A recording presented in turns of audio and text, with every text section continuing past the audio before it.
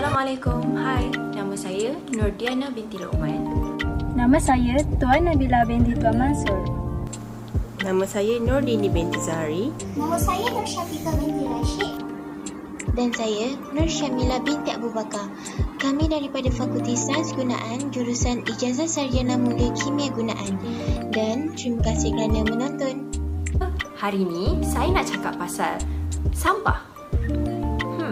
Tapi kenapa sampah Nak tahu tak, dekat Malaysia ni masih ada lagi kawasan yang tak ada sistem pelupusan sampah yang baik. Macam kita dekat bandar, kita ada alam flora yang akan ambil sampah kita dan hantar ke tempat pelupusan sampah. Tapi, untuk mereka yang tak ada sistem pelupusan sampah ni, macam mana mereka lupuskan sampah? Jom kita tengok.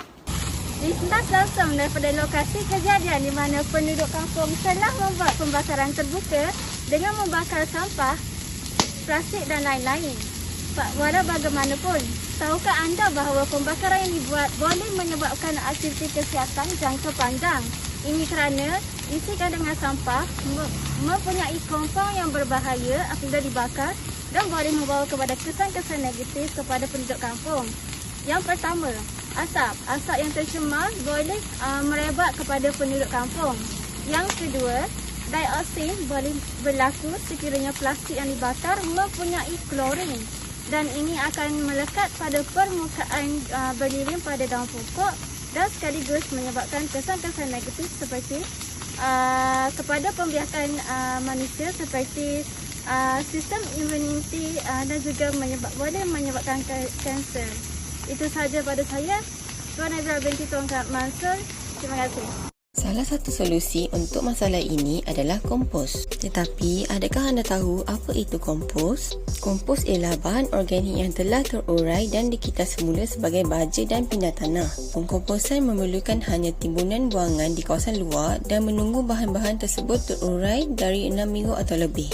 Proses pengkomposan dibantu dengan bahan tumbuhan disiat, menambah air dan memastikan pengudaraan yang sempurna dengan menggembur campuran secara berkala.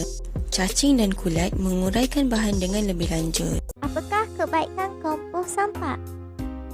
Memberi manfaat kepada alam sekitar dengan kita semula sumber organik berharga. Kompos yang terhasil nanti sudah cukup untuk kegunaan sendiri dalam pertanian. Ia lebih bermanfaat daripada menggunakan baja kimia yang bukan sahaja mahal, bahkan tidak baik untuk kesihatan.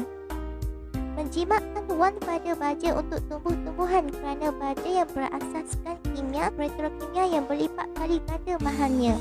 Bertindak sebagai perapi tanah yang baik dan menambah jumlah nutrisi tanah kerana ia menghidupkan kembali tanah yang sudah mati akibat penggunaan racun kimia sekian lama.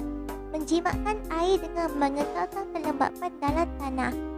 Bagaimana cara untuk melakukan pengomposan kendiri di rumah? Ayo kita lihat langkah-langkah untuk melakukan pengomposan di rumah.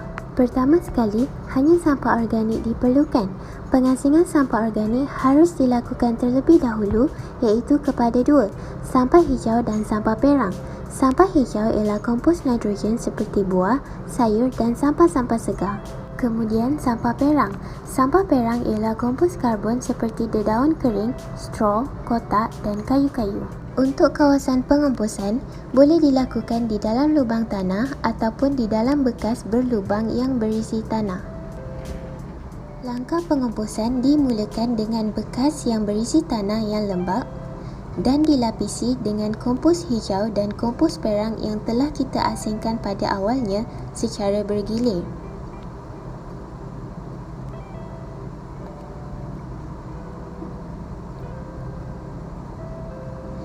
Tanah harus diletakkan pada lapisan terakhir serta sedikit air.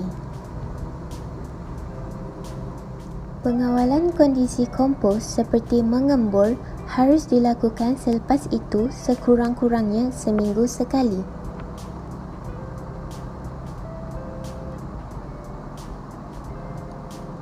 Setelah digembur, haruslah diletakkan sedikit air.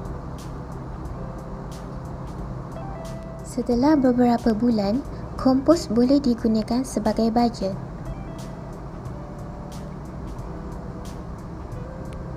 Okey, kita dah tengok keburukan pembakaran sampah, kebaikan kompos dan cara untuk kita kompos.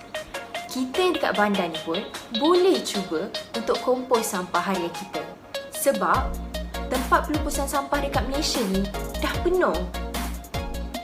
Jadi, sama-samalah kita jaga alam sekitar kita. Better environment, better future.